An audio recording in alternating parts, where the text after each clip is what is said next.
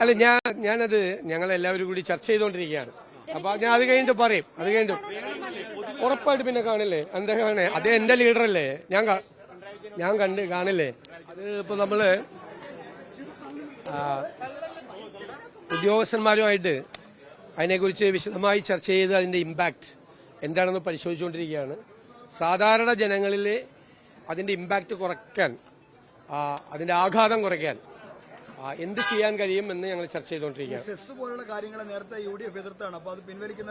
അല്ല, ഞങ്ങളത് പരിശോധിക്കുകയാണ്. അതിന്റെ സാമ്പത്തികമായിട്ടുള്ള സാധാരണക്കാരന് ഉണ്ടാകാവുന്ന പ്രശ്നങ്ങൾ, പൊതുവെ കേരളത്തിലെ പെട്രോൾ ഉൽപ്പന്നങ്ങളുടെ വില കൂടുതലാണ്. മന്ത്രിസഭാ രൂപീകരണ ചർച്ചയിലേക്ക് കടക്കുകയാണോ? എപ്പോഴാണ് അതിന്റെ കാര്യം? തീർച്ചയായിട്ടും ഇന്ന് UDF യോഗമുണ്ട്. അതിന്റെ ഘടകകക്ഷികളുമായിട്ടുള്ള വിശദമായ ചർച്ച നടത്തും. ശ്രീ KC വേണുഗോപാൽ ഇവിടെ വരും. അതുപോലെ ശ്രീ രമേശ് ചെന്നിത്തലയുണ്ട്, KPCC പ്രസിഡന്റ് ഉണ്ട്, AICCയുടെ നേതൃത്വമുണ്ട്. ഞങ്ങൾ എല്ലാവരുമായിട്ട് കൂടിയാലോചിച്ച് കോൺഗ്രസിന്റെ കാര്യങ്ങൾ കൂടി ചർച്ച ചെയ്ത് തീരുമാനമെടുക്കും. അല്ലാതെ ഇന്നാണ് അത് ഫൈനലൈസ് ചെയ്യുന്ന കാര്യം. നോക്കാം നമുക്ക്. 12,000 പേർക്കുള്ള പന്തലേ ഉള്ളൂ, അത് പോലെയല്ലോ.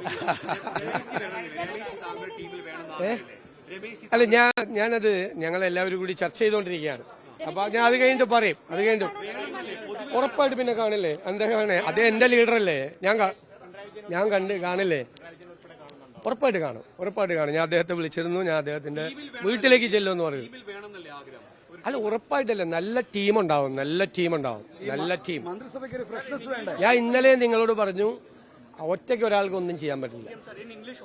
That I will tell you that we are discussing the impact of the increase in the petroleum products. Price of the petroleum products are discussing, and we are assessing the impact on the public.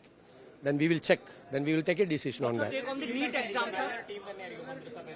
Definitely ആയിട്ട് നല്ല ടീമായിരിക്കും. നോക്കാം നമുക്ക്. അവരുമൊക്കെ ആയിട്ട് ഞങ്ങൾ ചർച്ച ചെയ്തുകൊണ്ടിരിക്കുകയാണ്.